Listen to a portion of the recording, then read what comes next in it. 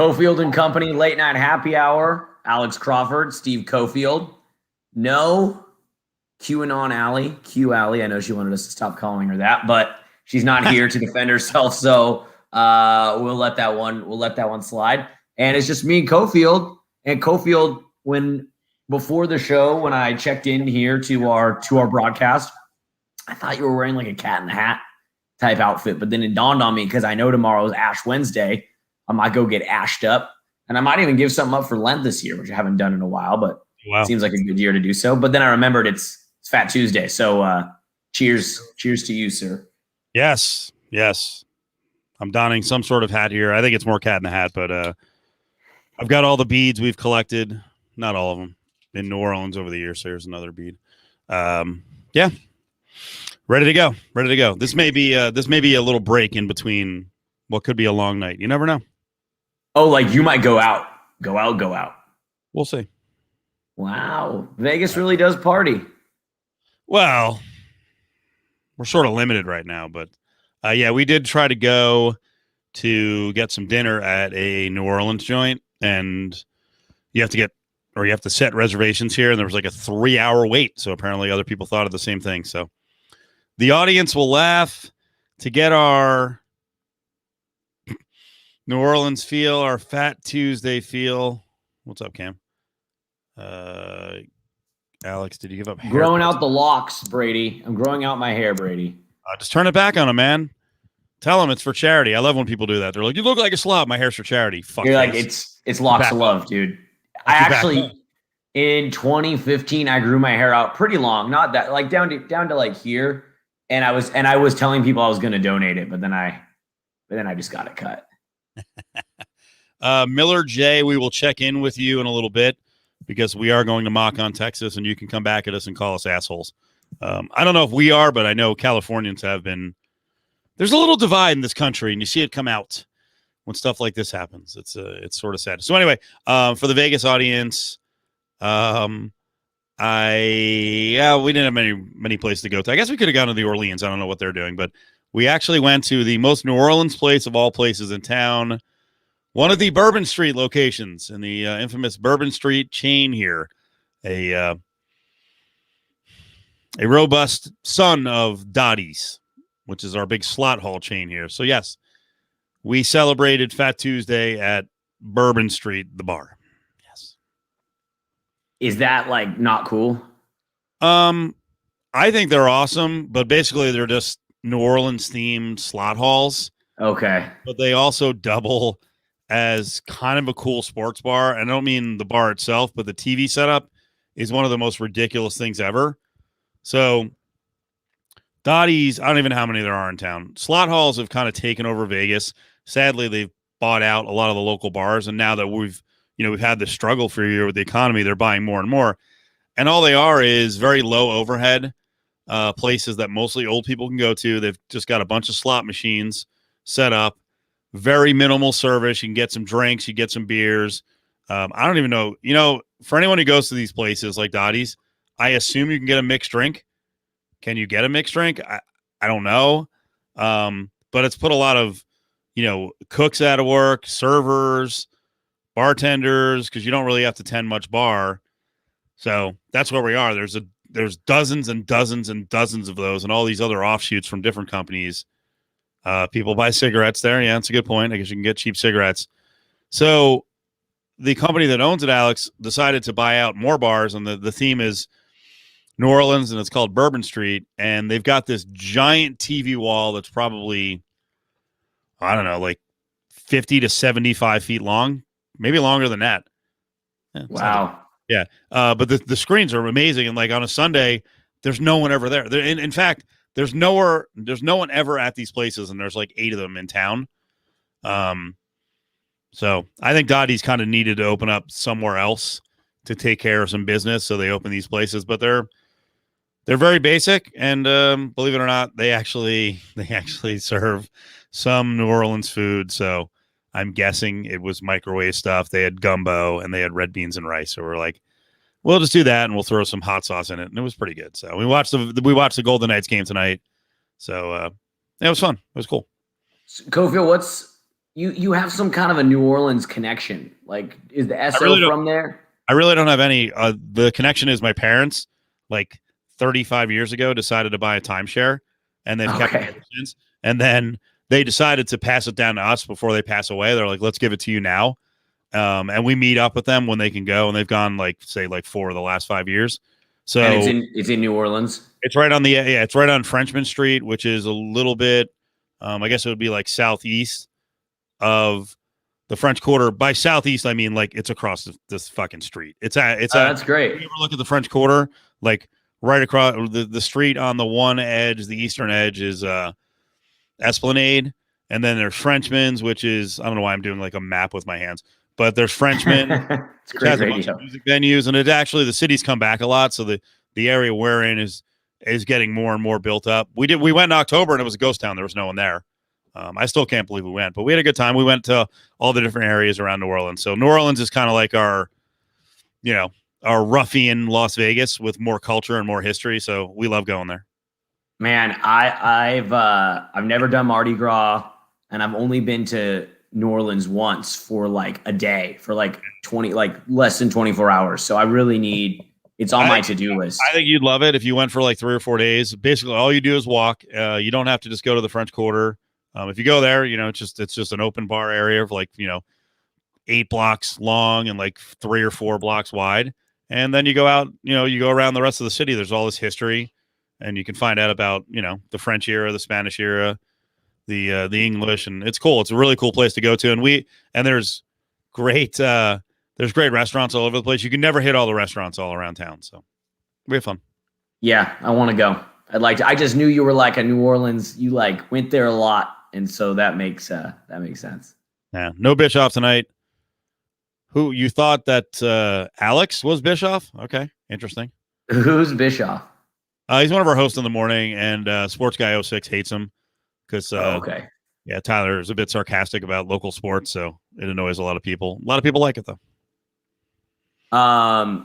Yeah, Cofield. Last comment on your hat. Like I know it's Fat Tuesday and it's like a rave, or it's not a rave thing, the Mardi Gras thing, but you kind of look like an aging with the headphones and that hat, and just you look like an aging raver. Like you look like a guy that goes to like, I like it. That does like a lot of ecstasy, or did a lot of ecstasy. Now he's like a burnt out guy, still kind of hanging around like the techno scene. Wearing the glasses. Yeah, I wish. That's, the beats. We were going to talk bucket list. That's my bucket list, is just to be an aging raver. Is that really? Oh yeah. Just ecstasy and drinking lots of water and getting crazy and wearing Cat in the Hat hats. But that guy's a weirdo. That guy's like really nice, but he's a weirdo. But he's really nice. Like you meet him that night, you're like, well, that guy was awesome. But you don't want to hang out with that guy outside the rave ever. Yes. EDC's up next. Yes. The Electric Daisy Carnival. Sure. I walk that fine line on the verge of an OD all the time. Man, yeah.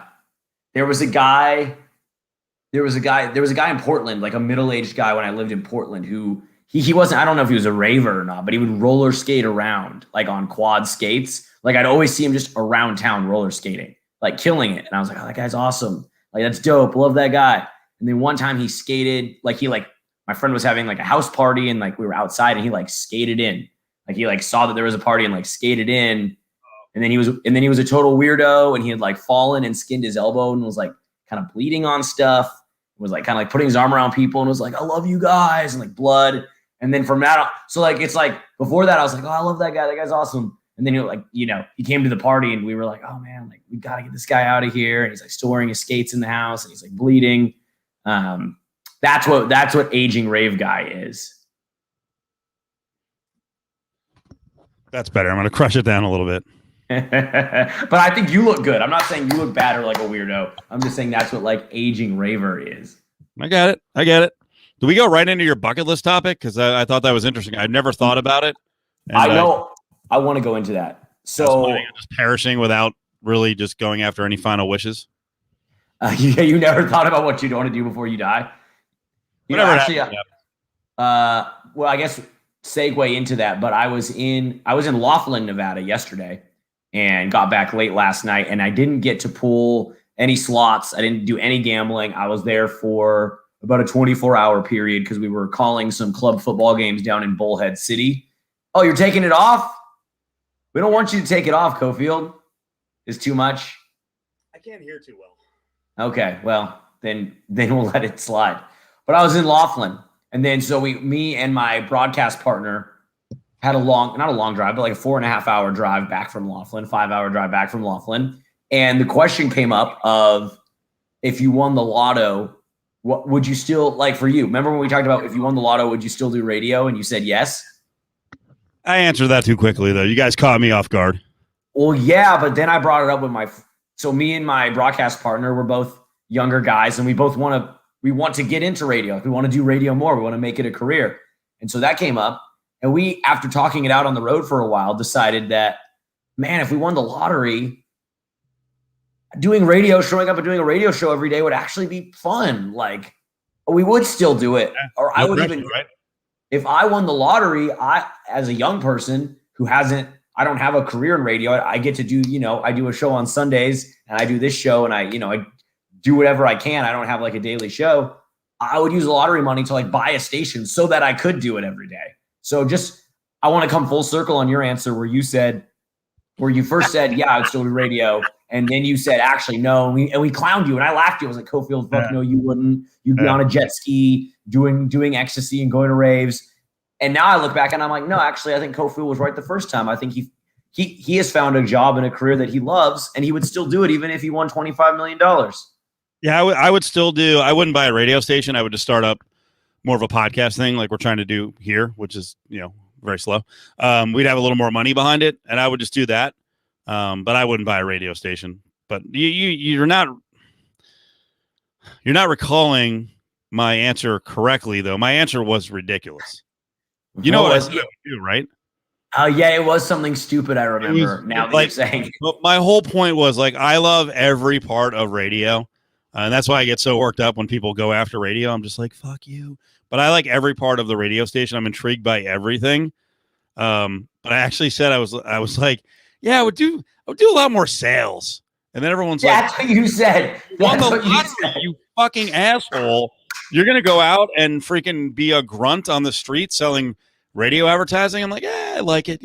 Something that is why I dabble in. Yes.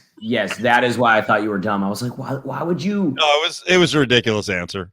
But I have your back in the sense that you clearly are someone who has found a career that they love. Like you love radio. You love every aspect of it. Mm-hmm. And you're so blinded by this passion that you think that if you won $100 million, you would shift to a new facet of this career and try to sharpen your knife in this. Like, what? No, that's not what that'd be like, like I love doing play-by-play announcing. Let's say I had a career in it and I won the lotto and I'm like, you know what, man, I'd love to, I'd love to go do sideline for the rest of my career. It's like, no, why would you all of a sudden do this other thing that's like not what you want to do? But yeah, I'm glad. If it was like $1 billion, oh, we lost him. No, I'm here. Can you hear me? Yeah. If it was like $1 billion, could you make a 5-year run where you just go to like whatever network? You go to Fox and you're like, you know what?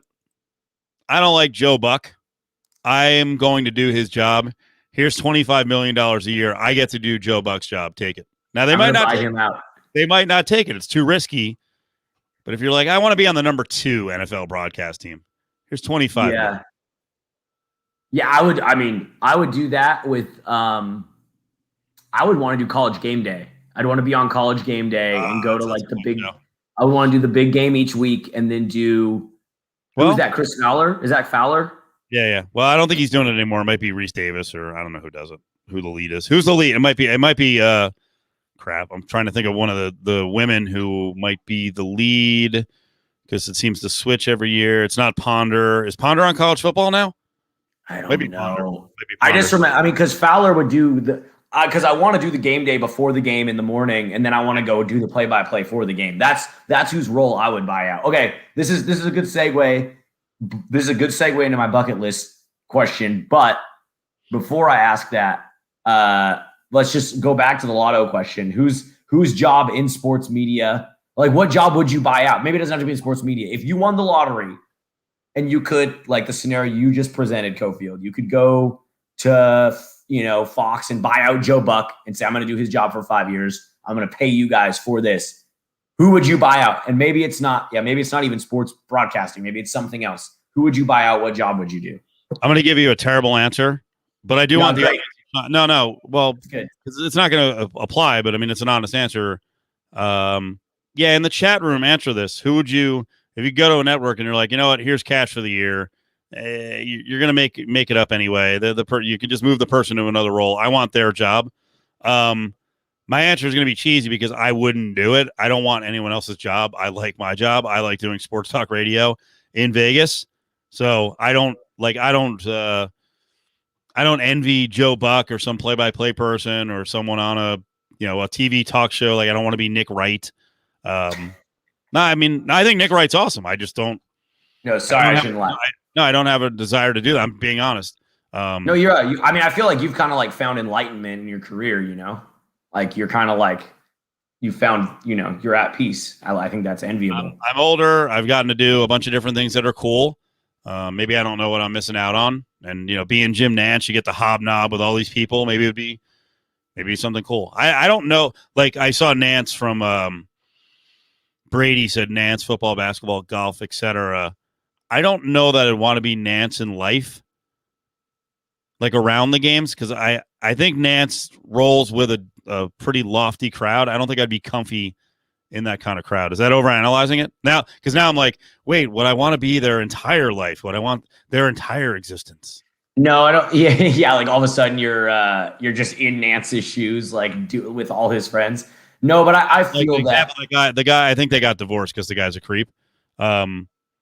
Oh, they did. They must have. So I was going to bring up Eric Casillas was with Holly Saunders, and Holly Saunders is very attractive. She's got the bolt-ons, but I think they're split because now I don't want Holly Saunders because Holly Saunders wound up hanging out for some reason with a guy named Vegas Dave, which people in Vegas know who Vegas Dave is.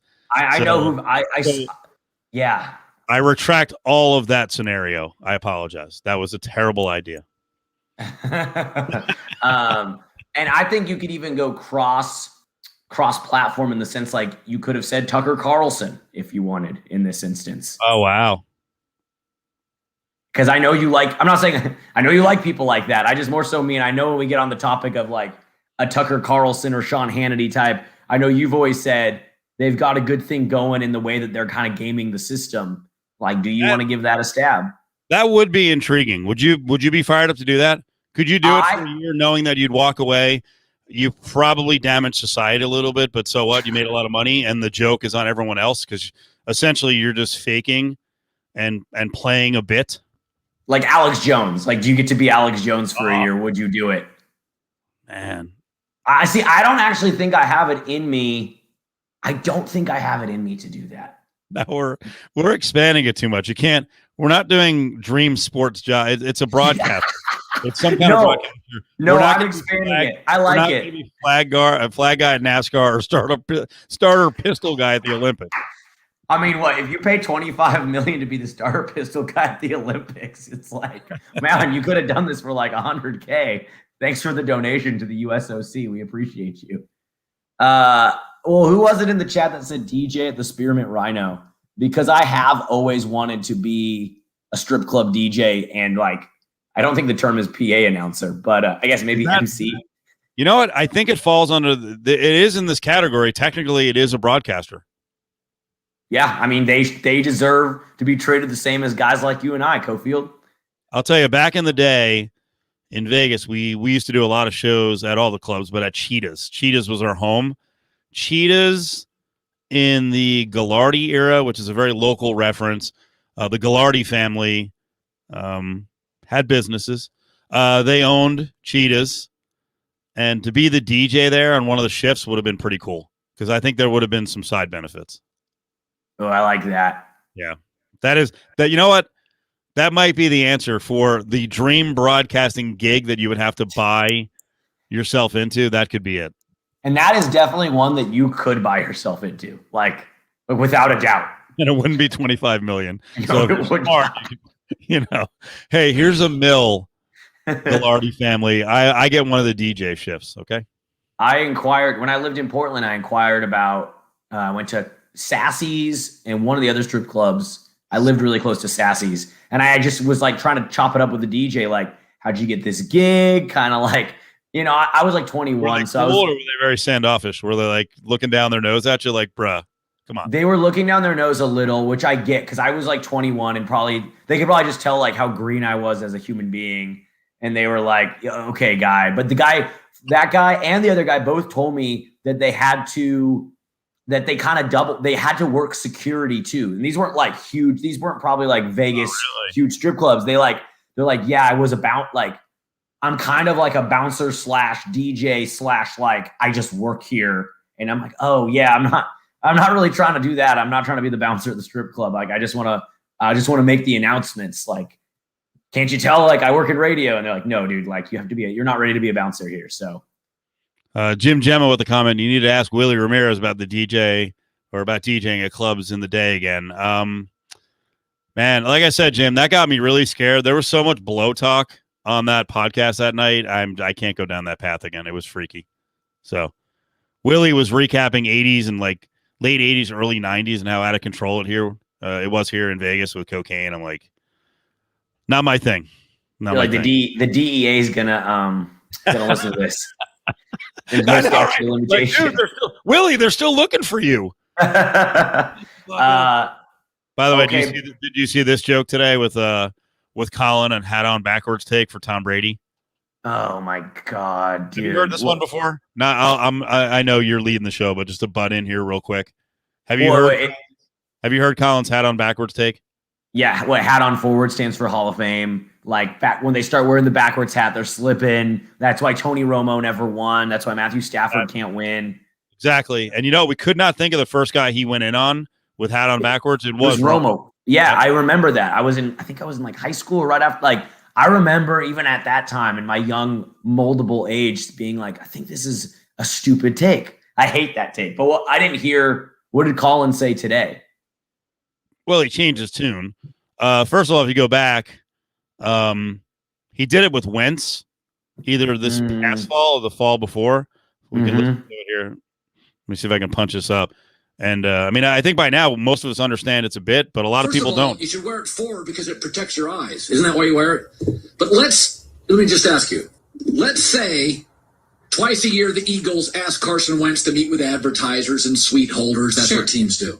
I am Carson Wentz. It's nice to meet you, sir. Oh, you run Chevron. It's nice to meet you, sir. You run Geico Insurance. It's a pleasure to meet you. I'm Carson Wentz. Oh, Bank of America CEO. It's a pleasure to meet you, sir. Thank you. My name is Carson Wentz. Thank you.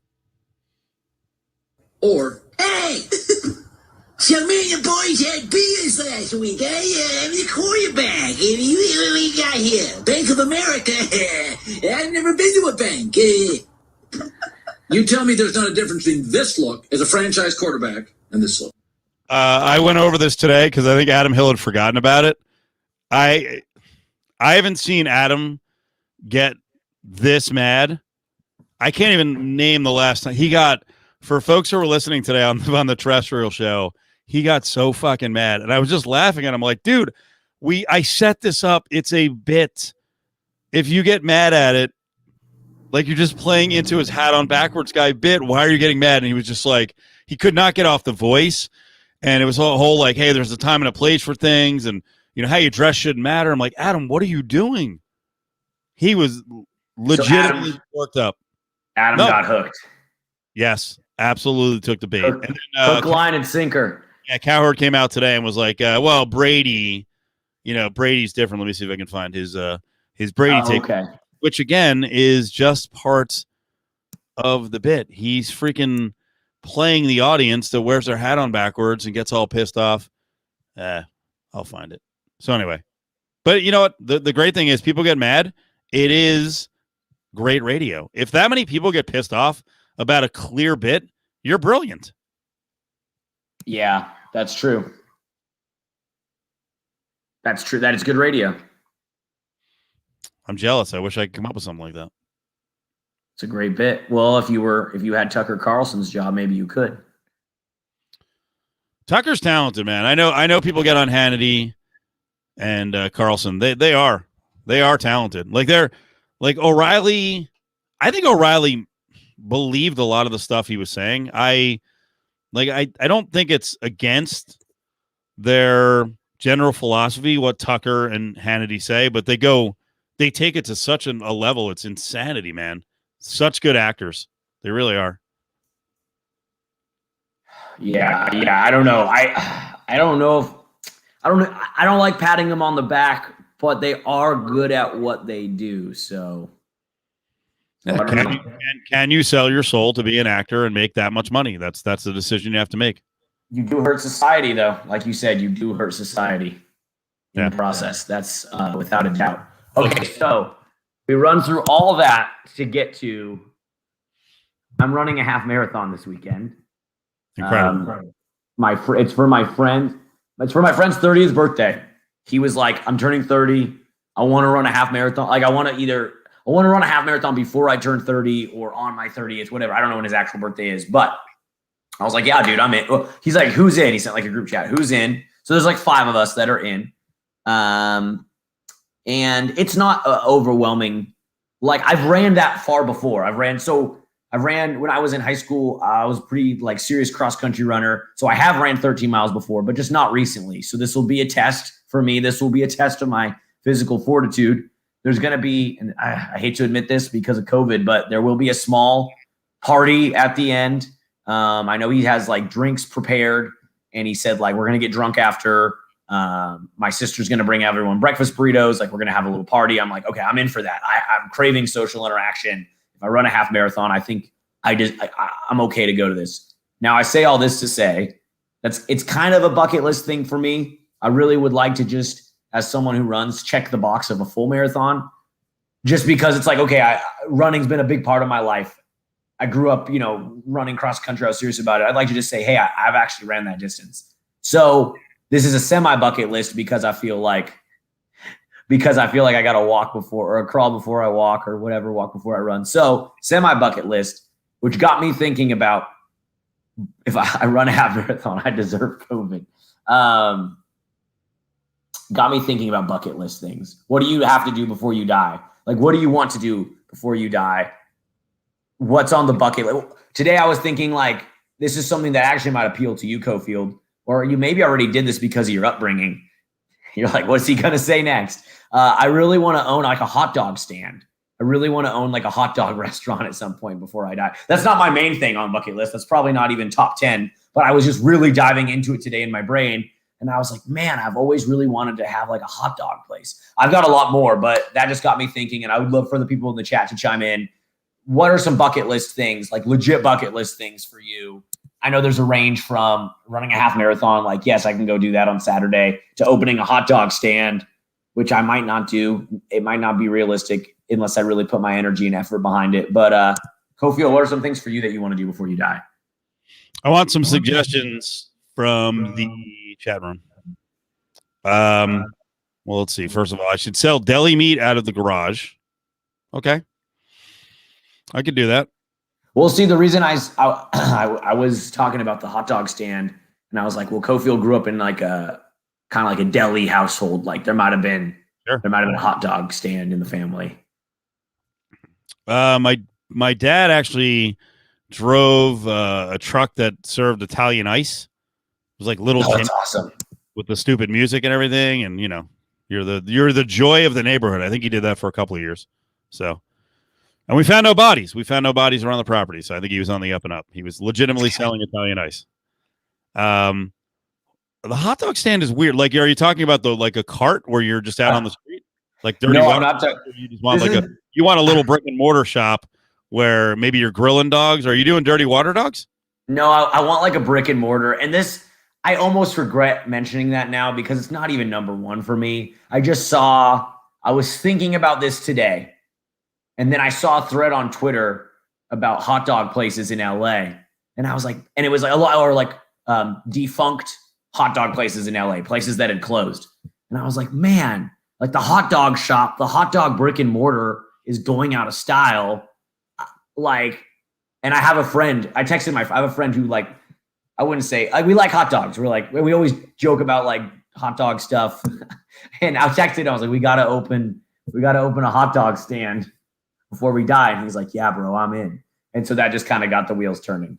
But yes, I want brick and mortar. You don't want to go all out and be like a franchise owner. You want to own one place, and you don't want to be part of like big hot dog, right? No, like, I don't want to open like no, you're not going to be hot dog on a stick guy.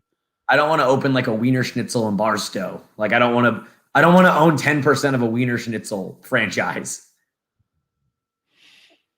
Someone's joking earlier. Yes, I want to get just revenge on everyone who is better than me and has good takes that infuriate Adam Hill. We'll go on an Adam Hill revenge tour. Before I die, I have to confront Cowherd whilst wearing a hat backwards. Doesn't seem like the best use of my bucket list. Brady was asking, did I work with or around Cowherd when he was working here? No, I wasn't at Lotus yet. So, and I don't think I covered enough events when I was here early on to see Cowherd out and about, so I don't really know him. Bucket list stuff, but I'm gonna have to think about it. Most of my desires now, and I don't know if this has happened to everyone else. Have people thought about just losing a year of your life, basically, this last year? Not to be overly dramatic, but like a lot of stuff you could do, you just lost a year. Which, when you're a little bit older, you're like, "Fuck, man, this sucks." One of the biggest things I've thought about, or biggest thing I've thought about, is vacations. Like if I can do it, I'm going on a lot of vacations, like a lot. So it might be boring, but I could name like a ton of places where I'm like, yeah, I want to go there. I have to see that place. So that would be a big part of the bucket list. But like exotic stuff, I got to think about it, man. This is a good topic. This is a really good topic. I think travel is a good one. I think travel is like almost an easy one in some senses. And like we were just talking about New Orleans. This isn't the first thing that came to my mind when I thought about this, but like I certainly want to go to Mardi Gras. I 100% want to spend a few days in New Orleans. I stopped through there and I went to Cafe Du Monde and had like some beignets. That's all I've done in New Orleans. Like I want to like go there. And I saw a lot of sporting events in the chat, like Kentucky Derby, Indy 500, Final Four. Sporting events are up there for me too. Like there's definitely some big ones I want to hit. I think Final Four, I've never been to a Final Four, so that's probably one of the highest up ones for me in terms of sporting events I want to go see. For CWN 18, just to recap, Alex, who's the younger guy on the screen, I think believes that I'm going to die soon. So he was asking me what my bucket list is. I hadn't put a lot of thought into it because I'm lame and I live like day to day. So whatever sliced meat I'm going to have tomorrow or some kind of processed meat I may have thought about, but beyond that, I don't think I had very much. But yeah, it's travel. Let's see. Brady's going back to Cabo. I don't know if I'm going to do Cabo anytime soon. I think we're going to do other parts of Mexico. Okay, Martin, let me ask. Martin, why Carfu? If you can write back on that one. Go ahead, Alex. I was just going to ask, because obviously travel, we talk about travel and it's like, oh, there's all these places I want to go. Like I want to go to Japan. I want to go to New Orleans for Mardi Gras. I want to go to the Final Four, wherever it's at, hopefully in a cool city. If you had to narrow it down to one, like on your bucket list, you're allowed one, the list is finite and one slot is allowed for travel. Where is that place you got to go before you die? Oh, that's a good one. That's tough. I don't know the answer myself. I think like Rome comes to the top of the list. I want to go all over Southeast Asia, which I think a lot of people are like, why? No, like I think that's and I know Tokyo is a city and Thailand's a country, but whatever, Bangkok or Phuket. Yeah, I'm fascinated by Southeast Asia. I mean, there's no limit. That's the thing. There's no limit to the list. There's so many freaking places. No, I know. For the last year, we've all been holed up. I've been watching so many goddamn travel and food shows and, somebody feed Phil and whoever else is traveling to all these places. So like it doesn't end. You know what? A place, how about even better? Where are places that are tourist destinations where maybe you have a bad impression of and you're like, I don't think I'm going to go there. I don't feel good about Brazil. I don't know why. I don't feel good about Rio. I don't know. I think I'm out. Yeah, I'd say for me, see, I've heard really good things about Brazil. I think for me, any of the ones like when you said Rome, it didn't move the needle for me. I was just like, Anywhere in Italy? no, and that's the thing. I'm Italian. Like, I should want to go there and learn about my heritage. But for me, I guess any of this is a stupid take. This is probably such a dumb American take. This is like a hipster American take. Any of the popular spots I don't want to go to. I want to get off the beaten path. I want to get into the weeds. Yeah. This is my worry about Brazil. It's gotten, I think it was always a little bit grimy, but it's gotten pretty dirty, which is funny because I was talking about New Orleans. Yes, Ari, I've seen Brazilian women. So there's a chance that the vacation will be with the SO. So I won't, with my fat ass old body, I won't be trying to freaking slay Brazilian women. I think I'm out. That's always a funny one when you're talking about, like, you're talking to someone about a country and they're like, oh, and the women there. And you're like, well, I'm going with my girlfriend, or like, well, I'm there for like one night. Like, what am I going to do? What am I going to get done in that night? By the way, where are the women shit?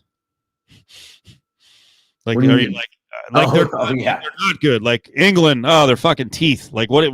Like what? Nebraska, Iowa. Well, I mean, I don't want to, I don't want to piss off. That's fair. I don't think that's fair. Okay, yeah, but when like the Brits or the Aussies are, I want to go to Australia. I really want to get down to Australia.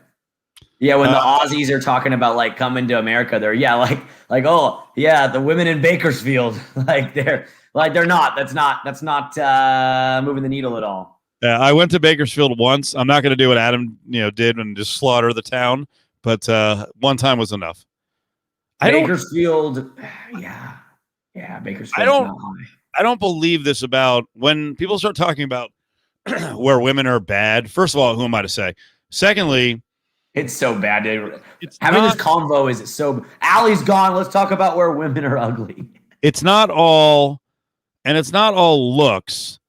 I could see Wisconsin to be there for a little bit, and if you're trying to get tookus and you like to drink and eat, especially cheese, like I'm sure there's some, really hot women in Wisconsin, but in general, there's enough robust women who like to do what you do.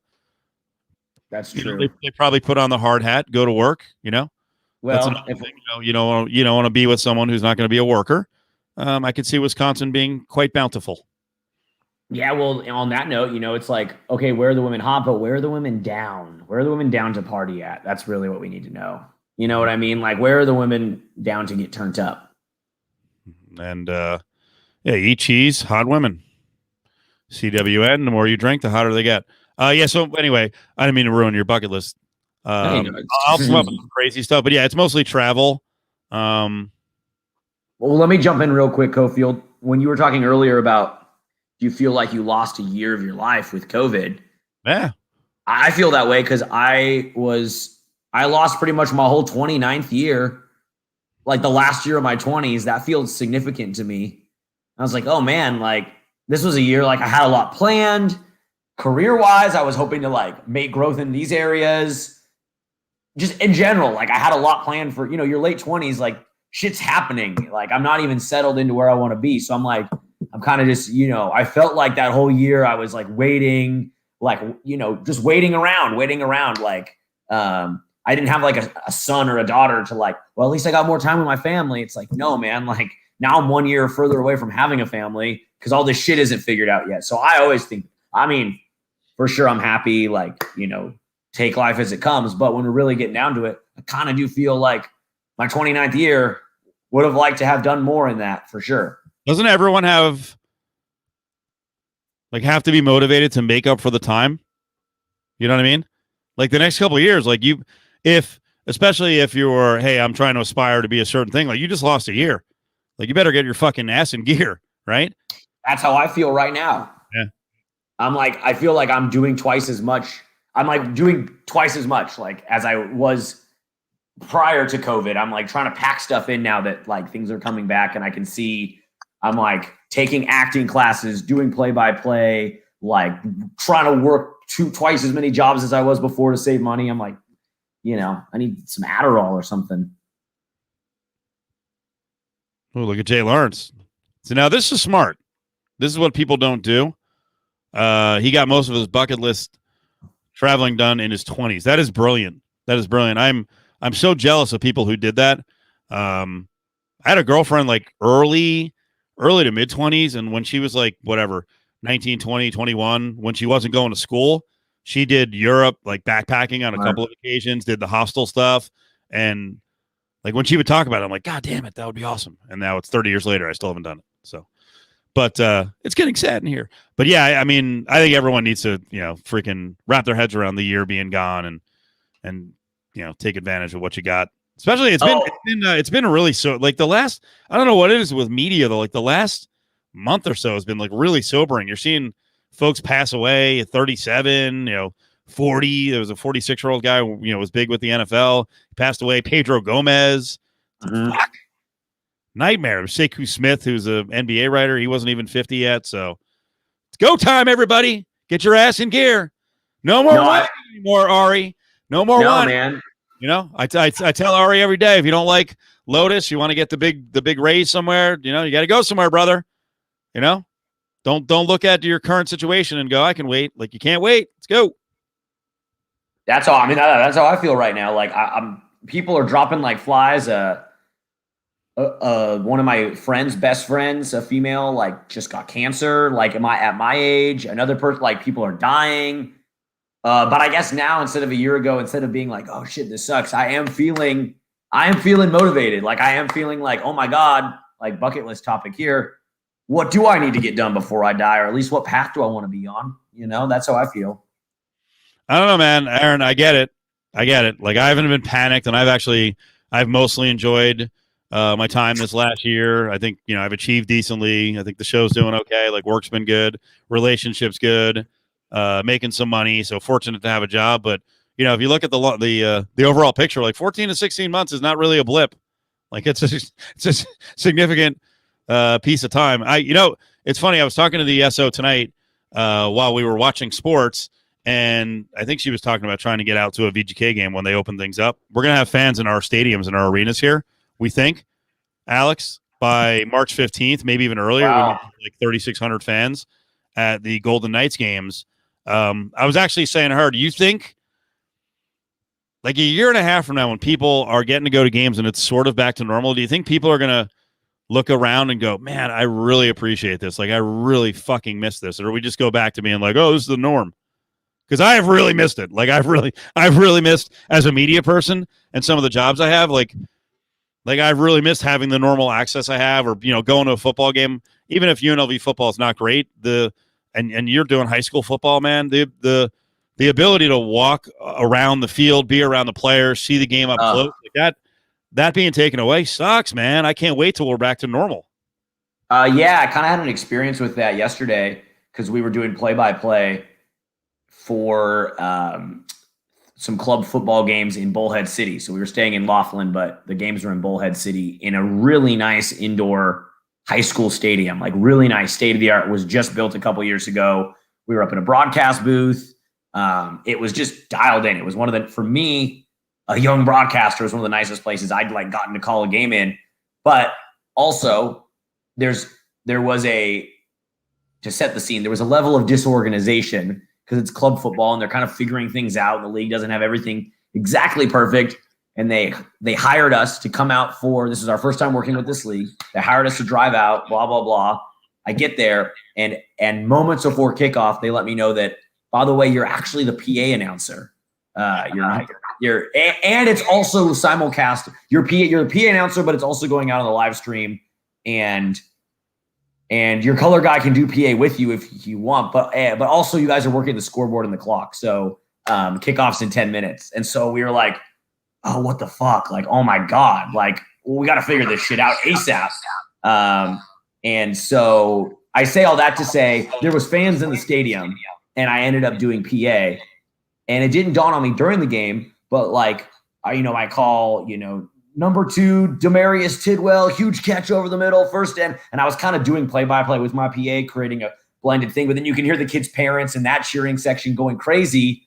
And then I'd feed off that and like bring more energy. And it was really fun. And then it wasn't until the drive home where I was like, oh my God, there was fans at the game. Like, that's why that was so fun. There was people like reacting live and getting super energetic. And as that happened, I was more energized, and I had forgotten that was a thing. But in the moment, just to answer your question, Cofield, in the moment, I didn't think about it at all. I was like, this is dope. And then like on the drive home, I was like, oh, that's why that was weird. That's why that was cool. So I don't know if that answers your question, but it took, I didn't appreciate it in the moment until later when I realized that had been different. You know, I was like, oh, okay. Brady paying you a compliment, said good on Alex for rolling with it. You never know when your opportunity comes up. And that's totally true when, when you're presented with little challenges or detours and people are watching, who knows who could be watching, right? Who you're dealing with. They may be a power broker down the road and go, you know what? That dude was cool. He rolled with the punches. He could have been all pissed off and been a baby, but he was cool with it. Well, it ended up being funny because I did the PA and I did kind of a play-by-play-esque PA. And my color commentator, he figured out, I mean, he was for the first, we had 4 games in a row. And for the first game, he was like, all right, I got to get this clock shit dialed in. And the scoreboard, like I got to figure out. And then by the third game, I had 2 mics, and one was the PA, and then one was going just over the live stream. And then he had a mic that was just going over the live stream. So I would do the PA, then I'd hop on the live stream mic, and then he'd be on the live stream mic. So I was just going back and forth, and then he was doing color commentating and doing the scoreboard. So we ended up, the games flew by because we were so busy for like 4.5 hours, but it ended up being, that's why my voice is kind of shot. It ended up being a very unique broadcasting situation, but pretty funny. Your mic's off, Cofield. Your mic's off. Shit, I was queuing something up. How was your interview the other day? Side note, with Sugar Ray Leonard. Oh, well, Ray Leonard Jr. Right. Son of Sugar Ray Leonard. It was dope, man. He's great. He's got a podcast. So his son was a receiver on one of the club football teams that Jalen Leonard. And then, so he was at the games and he was like, hey, loving the broadcast. And my color commentator is a huge boxing fan. He's like, man, that guy looks like Sugar Ray Leonard.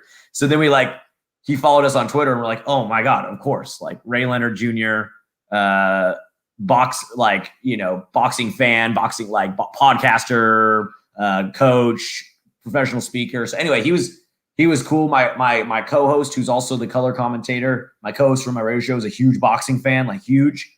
So really, I kind of set that up for him because he just got to, they got to go back and forth and really talk boxing. So that was fun. What was the coolest thing that came out of the conversation? It was talking, I think, about any kind of story. Yeah, it was. I'm trying to think of, what fight was it? Oh, it was talking about the Buster Douglas, Mike Tyson fight. And I forget exactly what the question was, but it was just cool to hear his perspective. He was like, I remember where I was when I watched that.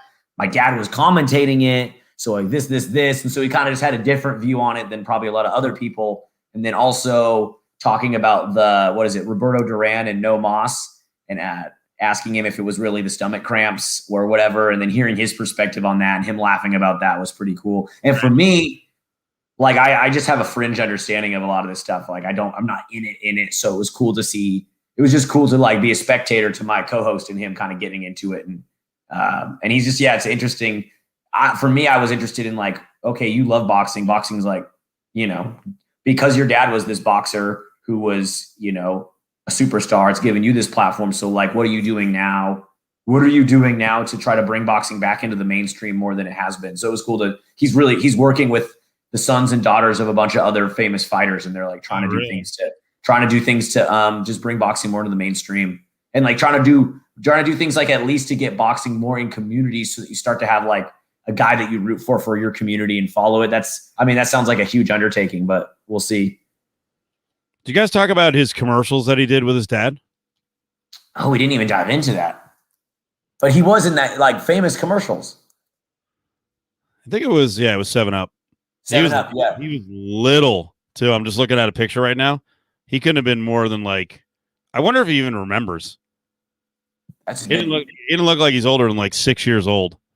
I guess I could punch this up, and then YouTube will ding us and say that we've done something illegal. All right. Just some weird. I didn't mean to crap on your interview. Like, you didn't get to this? No. What are you doing? No. I only booked that interview for my co-host, really, because I knew, like, because I know how much he loves that. I had to prep. like I just don't know boxing. So that was I had to sharpen up a little bit. We also jumped ahead of your Laughlin story without getting details. So what's the deal in Laughlin and Bullhead? In Bullhead, there's spectators in the game. COVID protocols are that the PA announcer has to keep reminding people to keep masks on at least once a quarter. and they actually have a guy. There was 4 games, and in between games, the fan, like, you can only be there for the game you're there to watch, and then you have to leave. And until all the fans from game 1 are out, the fans from game 2 have to wait outside. And then in between, a guy comes and sprays the seats with some kind of sanitizer. So how about we tie in? You can hear me, right? How about we tie in the VGK crowd that could be, on the way? Would you go to a game with 3,600 people? I know it's weird. Ari wouldn't, but for some reason today he lied on the air. I don't know what was going on. I asked him on the air. I was like, if the station asked you to run the VGK, pre-game and post-game show at T-Mobile, and there's 3,600 people there, like, we know Ari's, and I mock on him, calling him an eternal lockdowner. He's not looking for the world to be locked down forever, but it's a good radio bit.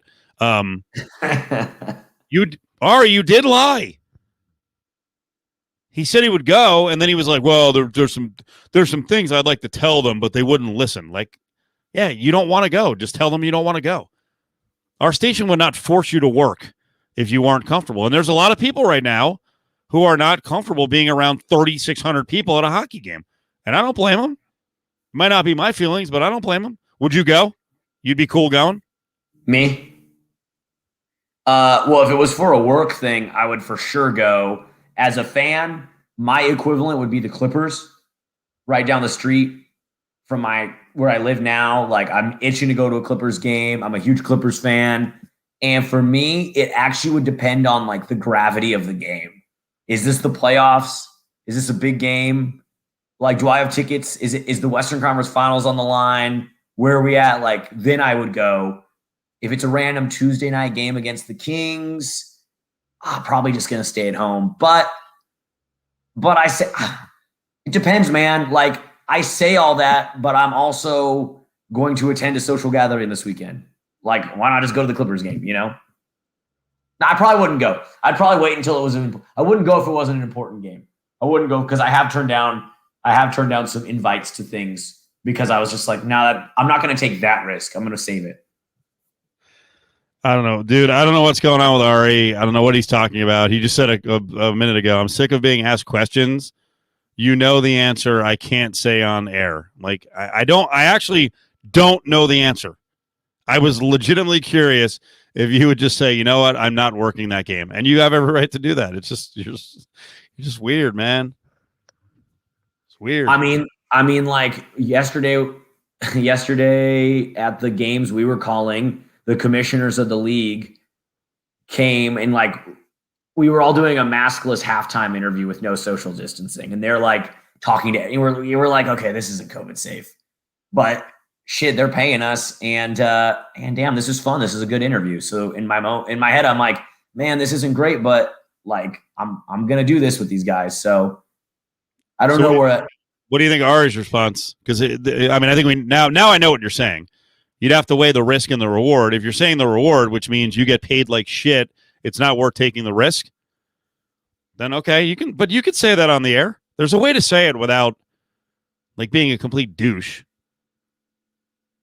It's just yeah. Like, hey, if I were a host, it would be worth it from a monetary standpoint. You're not insulting anyone, and that actually is. Alex just kind of rolled that out there. That actually is a legit response. Like, hey, money's important to me. There's just not enough money in me going out and running a show to make it worth the risk. There's nothing wrong with saying that. You're not banging on your employers. I don't know. I'm having a conversation with Ari while you're sitting here on video, so I'll stop. Yeah, I know. I want you guys to hash this out. It wasn't really a hash out thing. I just thought it was funny that he wouldn't answer, and I guess I should have figured that was the answer. So, Yeah, we have. It looks like we may have fans for that, and then we'll see. We have all these college basketball conference tournaments coming up too. So I'm not sure what college basketball conferences are going to do if they're going to let fans be around their players and their coaches. So we'll see. Yeah. Yeah. I mean, my answer to all that is if I'm working the game in any capacity that I enjoy or that I think is for my career, or if I'm getting paid, a lot of these play-by-play gigs, they're not a huge paycheck, but they're something. Then I'm doing it. But like if I'm attending as a fan, I'm not in a hurry. I'm not in a hurry as a fan. That's my final answer. All right. Well, thank you.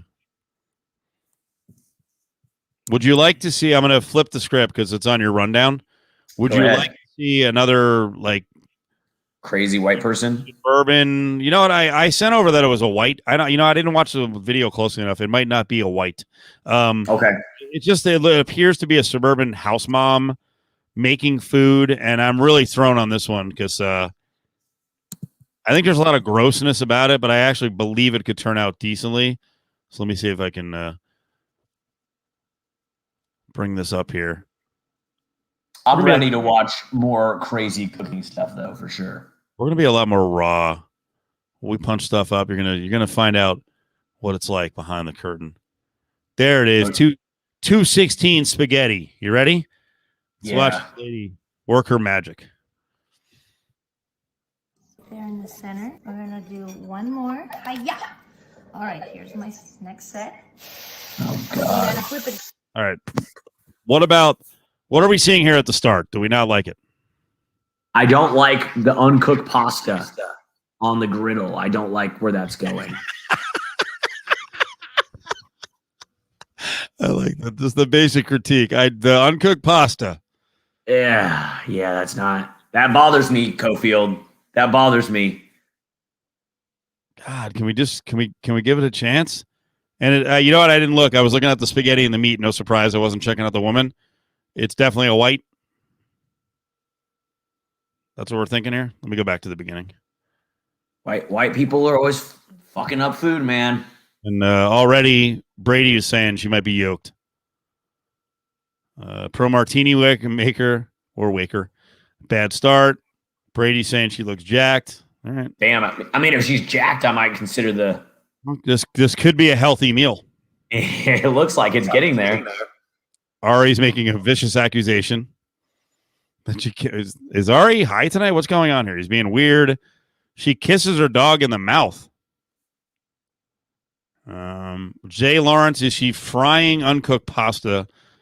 Of course, she's white. Stupid clunt. I think we're giving many of us whites a bad name by just don't lump us all in together.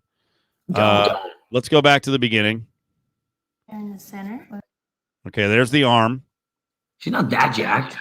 No, I think it's that like the angle. I think She's everyone holding her arm tightly against her body, which enlarges the bicep, I believe. Plus, you're seeing if you look at her forearm, there's going to be there's going to be a squeeze of the burger, so it's going to flex. But you know what, Brady? If you like muscular women, that's awesome, dude. Oh, I'm not against him. Age-wise, by looking, we're going to overanalyze this. Thank God that Allie isn't here tonight. Age-wise, the hands, hard to tell. Okay, let's move on. We're gonna do one more. Hi-ya! All right, here's my. Whoa, okay, you're right. Nope, you're right. Hold on. Oh, she's jacked. You know what? I just noticed her right arm, and then I think she has those like roid muscles, like up by her neck. I'm not saying the woman's on steroids. But that is an unappetizing Pyrex measuring cup of what is that? Is weird. Bro. Is that SpaghettiO sauce? Yeah, that's bad news, man. Brady, fucking apologize to me. Well, it's Aaron. It's very important. This is the 2021 Zapruder film. Did she just go Cobra Kai? I almost said Karate Kai. Cobra Kai in the meat a little bit. All right, let's keep going. One more. Hi-ya! All right, here's my. I don't like that cultural appropriation there. Look right here. Her right upper, right above her neck there. Okay. God, is that right? That we're out? Which part is a cultural appropriation? Just the high, the karate. Just didn't like that. All right. Set. You got to flip it very gently. And notice that the spaghetti is still uncooked. Special recipe. Oh, wow. Boy, oh, boy. That's pretty good. Yeah, so she's just cooking the meat around the spaghetti. She's browning the meat. So for everyone who freaked out earlier, she's not frying uncooked pasta. Okay, stick with it. There's hope. God, Cofield, you always defend these psychos. You always defend these crazy people. Because it's an alternative method of cooking pasta, and it could turn out to be delectable. Let's see what she does with it. Call Getty spaghetti. Here comes the fun part. Some bell peppers, onion, yellow bell pepper. Okay, what do we think of this? She's got it in a baking dish. She's going to put some vegetables in there. There's a way to cook the pasta. You know it's coming. Well, yeah, no shit. I mean, she's got to cook the pasta, but it's reminiscent of a casserole and it's still not moving the needle for me. Yep. Wait, are we getting canceled or she's getting canceled? John Carvelli says cancel culture is coming after the happy hour. I'm going to cancel you. Let's see. It's a fucked up way to cook pasta. White trash, Betty Crocker. Carvelli's already out. Yeah, I don't know. I don't know what's going on with her, if she has an accent or not. But now Brady's saying she sounds like Charo, which I don't think that's the case, but maybe. Apparently, she's got fame in another area. A mac and cheese. Cheese? Okay. That's probably mac and cheese. Special Bulgarian spice called chubrica. Oh, she's Bulgarian. Wait. We got one more special ingredient. You're putting. Wait a second. That threw it for a loop. She's got Nerds, the candy. I'm in on this. I didn't know she was Bulgarian. I watched the video one time. I'm in. This seems exotic to me. I like Eastern Europe. I think there's some good spices in there. Yeah, they've got a good spice culture out there in the Baltic, in the Balkan regions, in the Baltic. The lack of tolerance on the show. You guys deserve to be canceled. Ari's got to know. Carvelli's like, what the fuck, candy? Brady says nothing screams exotic like Nerds. Okay. We got another one. The fuck is that? Tic Tacs? I don't think I did the fuck right, but fuck. All right. Nerds. Yes. They're gonna release the sugars, and it's gonna be just enough sweet. So that's what's going to soften it up. Exactly. I'm still a bit confused by these nerds being in the Getty spaghetti. Do me a favor, bro. Shut the fuck up, okay? We liked her accent. You're stealing her time. God, everyone's so intolerant. Tom Crusader losing me with the candy. All right, let her rides in. I'm with you. Don't knock it till you try it. Getty. You don't have to cover it. All right, it's been 20 minutes. Ooh. Oh, yeah. Wow. That looks amazing. Okay. Looks like a hard no from Alex. That's a hard no from me, dude. Are you sure? I mean, look at that, Cofield. Look at that, man. I know that you had a New Orleans style cuisine at a slaughterhouse. Oh, shoot. I unplugged. Hold on. I'll get the camera back. I'm out, okay? I'm out. It's not the same narrator. It's a different woman. I didn't like the nacho cone lady. I thought she was a 1%er. I'm not sure this one is. Carvelli. All right, he doesn't like it. Oh wow, everyone's giving me the information on this. This is fascinating. I think Alex. Here. I think he's here. I'm here. I'm fixing my camera. Well, it turns out she's got quite a backstory, so this may be someone I have to watch a lot to do some research. Should we book her for the show? Well, that would be interesting. I'm back, baby. We've got quite the crew of dudes and a couple of women who believe they're top-notch chefs and I think would be closed-minded to trying something like this.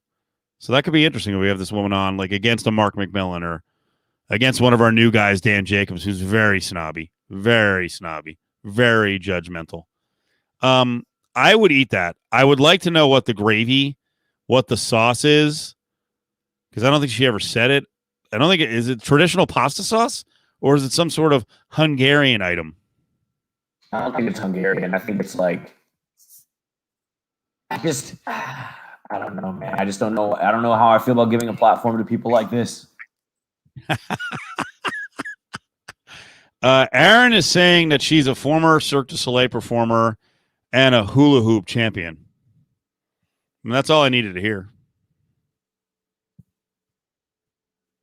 Jay Lawrence, does she have a Pepto milkshake to wash it down? All right. Book her for the podcast. That's not a bad idea. Martin says it does not look amazing. Is it that she browned the meat too much? Is that it? Is that the only problem with it? It's the whole, I mean, for me, it's not even the browning of the meat. It's just kind of the incongruency of the meal with the nerds. And the sauce looks kind of, it looks like diarrhea. Like that's the problem is it just looks like diarrhea, you know? I mean, this is a nice response. She's got a good sense of humor. I guess people were hating on the video like you guys. Did she say that? Don't be upset. Eat some spaghetti. It's kind of good.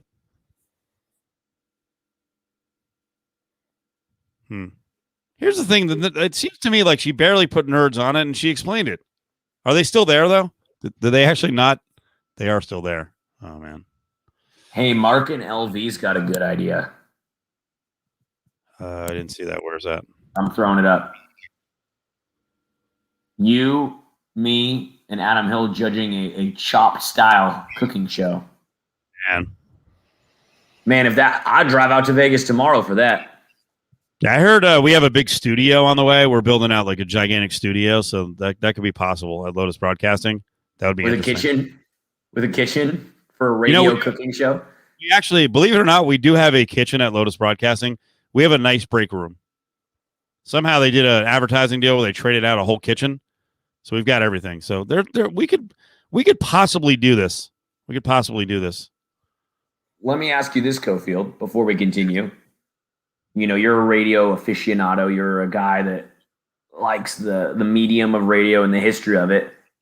Has there ever been like a radio cooking show? I don't know, and I think there's been some radio cooking competitions on sports radio, but we really should embrace this because I'm serious. We do have a ridiculous crew of dudes and women who I keep saying they think they can cook. They can cook. So we could have a really good competition. I just want to help judge it. Yeah.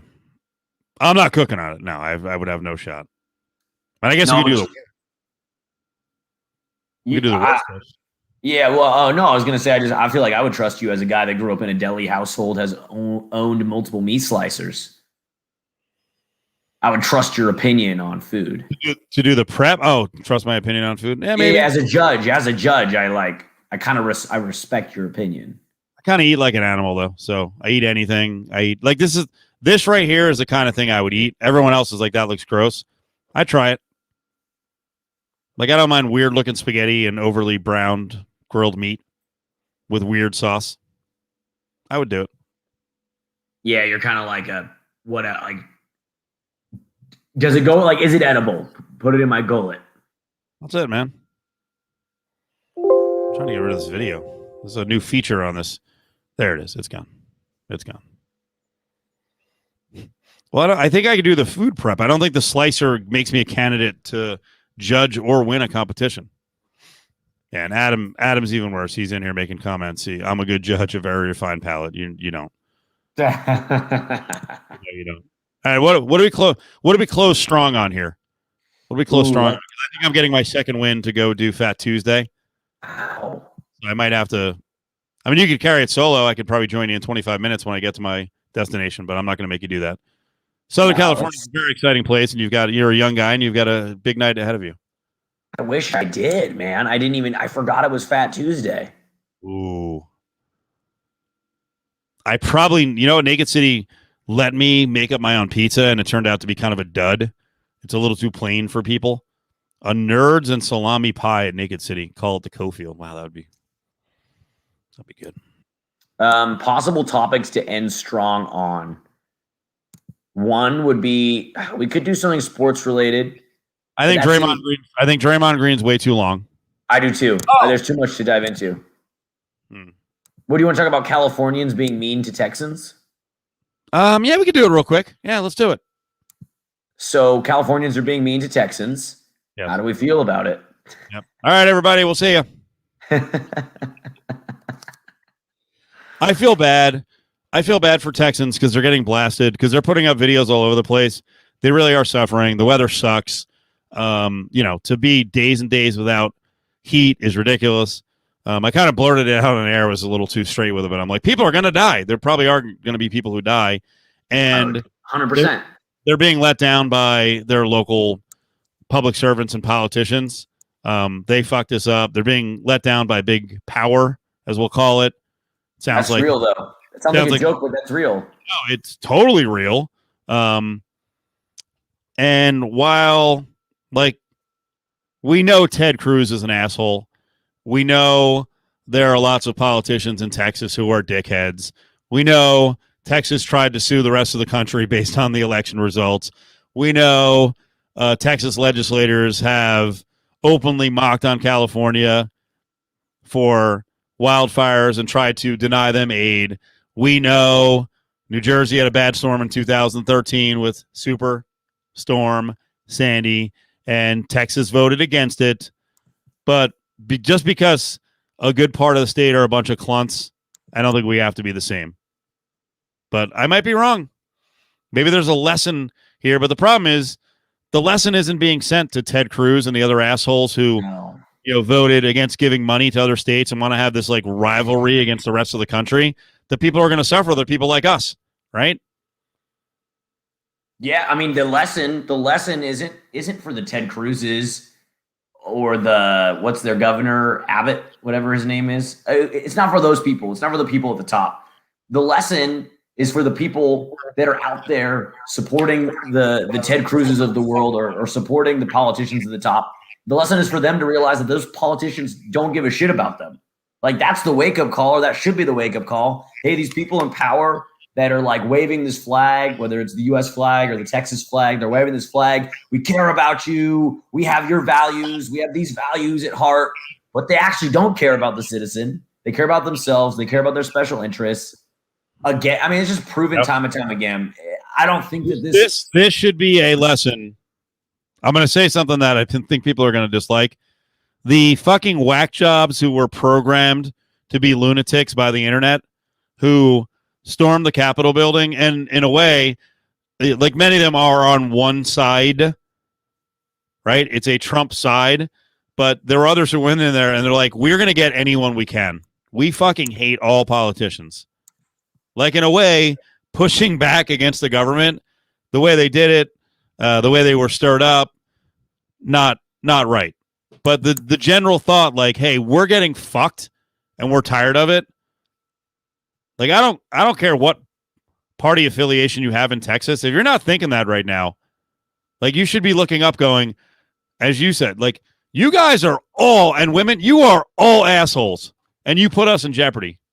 You should be mad at every side and every affiliation, because this is when you look at them and you're like, 98% of you do not give a shit about us.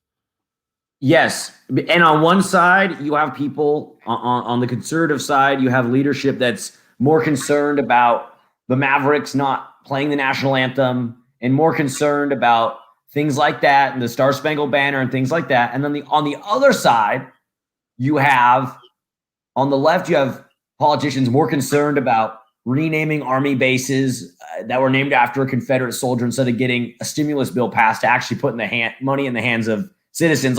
You have both sides at the top concerned about performative bullshit and not actually caring about the citizens. And then just to your point, Cofield, looking up and being mad, we should keep that energy all the time, because I think what we forget about and you saw this a lot with Trump. We forget that the government, from the president down to the mayor, down to the city councilman, you forget that they're servants. They're public servants. Like they work for us. They should be held. They should never be worshipped. They should never be put on a pedestal. Like Donald Trump's not going to save you.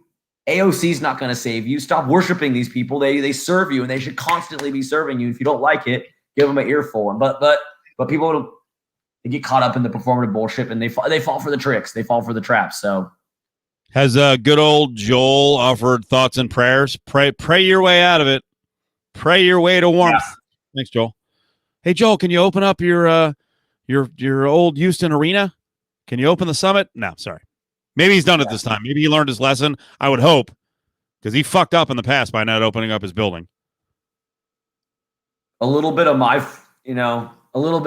because ethics are proximal, right? Like when I sit back here as a Californian, I'm like, oh, like, karma, fuck you, Texas, blah, blah, blah. Then you hear about someone that died, or someone that something happened to, you're like, oh my God, this is horrible. So you start to care more.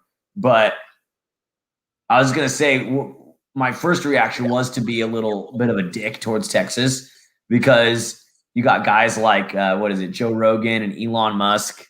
And these guys are like, we're leaving California. California sucks. We're going to a state where we can be ourselves and do business and this, and this. And it's like, oh, really, guys? Because California has its problems and it's so fucking expensive here. But really, it is a weather tax. Like, I know we have wildfires and we deal with shit. But, there's a reason why so many people want to live here. We need big government right now. Well, you didn't want it. And you mock down other states that do have big government, so sucks, and it's mean to say. Mark says, good opportunity to use warm house as a tagline for Tinder profile. Okay. I like that. Looking at this as a glass half full situation. We got it. So, yeah, the whole thing sucks. So I don't want to see anyone get hurt, but no. I would like to think, and it's not going to happen because this is all a fucking game for him, but especially Ted Cruz. Dude, do some real work while you serve the public. The fucking tweets to score points with idiots enough, but he won't stop. So it doesn't do anything. He'll turn it into something negative, and it's someone else's fault, and this happened because of someone else. And the worst part for him is it's leading to nothing. You're never going to serve in a higher office. So who are you trying to kiss up to? It's never going to happen. It's so dumb. I don't even why is he even he must be making a shit ton of money. I guess that must be the reason by being in office. Aside from that, what's the gain? I mean these politicians aren't Irving. Oh, am I getting echo? We're fine. Okay. Sweaty Teddy wants to run for president. He's tried. He's not going to be the fucking president. Fucking Ted Cruz, man.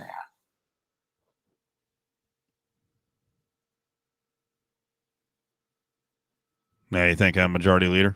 All right. You got anything new on your bucket list, Cofield? No. That's going to be a topic for future weeks. We'll get Allie in on that. I will have a real bucket list. I think I've made a bucket list before, but I threw it out, so I guess it wasn't that important. And it was probably filled with a lot of smart assery, whatever. Play one-on-one with LeVar Ball, shit like that, Just dumb stuff. But a reckoning is coming, apparently, according to Alex. So, talking about me dying, so I better get my bucket list going. No, I'm echoing. That's all right. Okay. Kind of fun, actually. No, I was going to say, I do want to set the record straight. Opening a brick and mortar hot dog restaurant is not the only thing on my bucket list, nor is it even near the top of my bucket list. That was just on my mind today as I was kind of running through this question in my mind. I think it's a good one. I think if there's some echo, whatever. On a top 10 list, let's see. There you go. On a top 10 list, I think at least it's a good part of the top 10 list. So I'm happy with it. The hot dog? I think it's great. I think you stole one from me. I wouldn't mind having that. Petro is on tomorrow.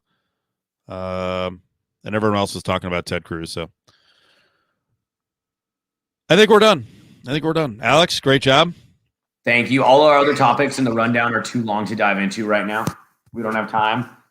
You've got I like craw weenies. Oh, I want to give a shout out if he's still in the chat. Jay Lawrence, is it Jay Lawrence 702? Yeah. I feel like Jay Lawrence lives a good life, man. He's talking about traveling, studying abroad, or traveling in his 20s. He's talking about eating Chinese food, like ancient, not ancient, but like first generation Chinese food, old man Chinese food on the Super Bowl with an enormous spread. He lives in one of my favorite regions in the nation, which is the East Bay, the Bay Area. I just think Jay Lawrence is living good. I just want to give him some love in the chat tonight. I think about that when he's always chiming in with something that I'm like, oh, hell yeah, dude. Like wow, that Chinese food spread sounds amazing. So yeah, big love to Jay Lawrence. And guys in the chat room, we appreciate you guys being here. So I hope we said that enough. So you guys make the show. We're back tomorrow, same time, 9:00. Alex, I will talk to you soon. Hey, good stuff. Hey, have fun tonight. And we'll see what happens. 50-50 on going out. We'll see. That's how quickly it changes. Very impulsive. I can shut it down.